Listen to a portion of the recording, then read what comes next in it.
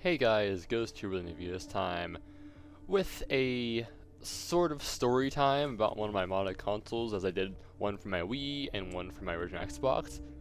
Today is going to be about my PSPs, specifically a black 1000 model and a silver 3000 model, which I have right next to me right now. So let's get into it.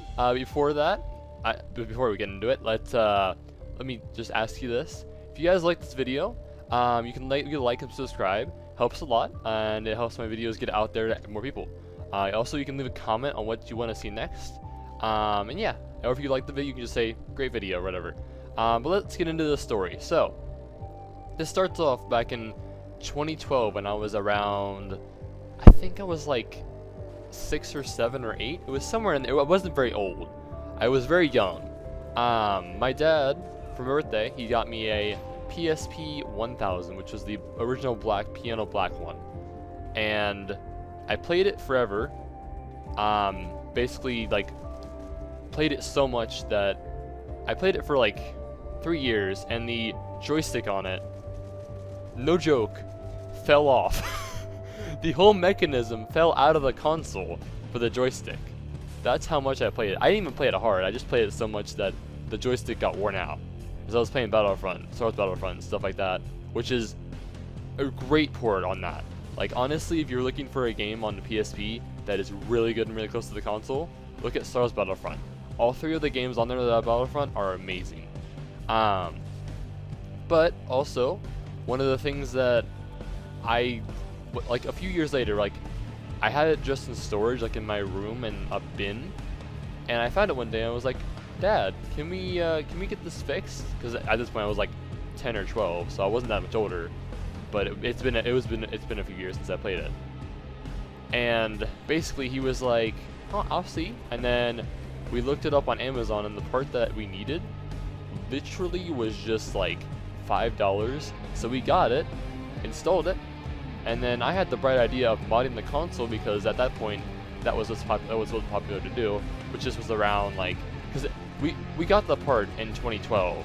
We didn't actually install it until like 2015.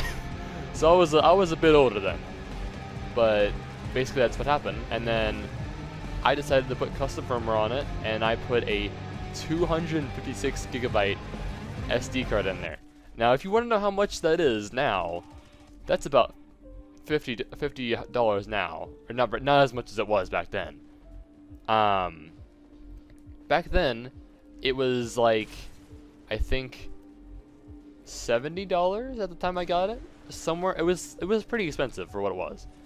But then I installed like all my games on there, because I have a big collection of PSP games that I have in my room and stuff.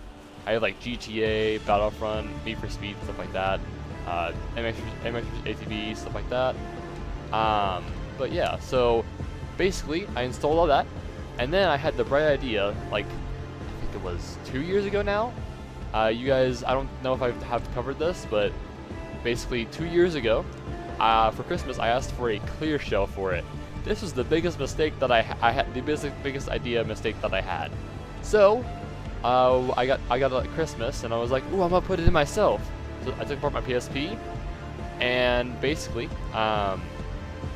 what happened is I took it apart. I forgot what screws went where. So, me being the bright IT guy that I am, I put it back together the best I could. And it was a cheap case as well, so it was a cheap clear case. And the UMD drive, which is the disk drive for the console, didn't open. It didn't close either. So you would open it, you'd like pry it open, and you would close it, and it wouldn't close. So took it apart again, and then I put it back together, and the same problem happened. And then I did it again and again and again and again and again. And then eventually, the thing just got so worn out that I had to put the old UMD cover on the PSP, so it was like black and clear, and it looked awful. It just looked awful, okay? And usually I don't say it looks awful, but like, I'll get a picture of it and I'll put it in the video. If I do, I still have it, although I don't know if I can get a really good picture of it, but I'll try to put a picture in the video. If not, you guys can follow me on Twitter and see that picture of my PSP, just to, like, you know, plug myself there, you know. But yeah, so that's what happened with that, and then I kind of just put it in a box, and it's been in my little Mario Square container, but I have my cords in and stuff for like a year now. And then about 5 months ago, I actually got a PSP 3000, which is like the slimmer one, which is way better because it's thinner and it can go to a TV, so I can record it for you guys if you guys were interested in that. Which is it's way better because of that.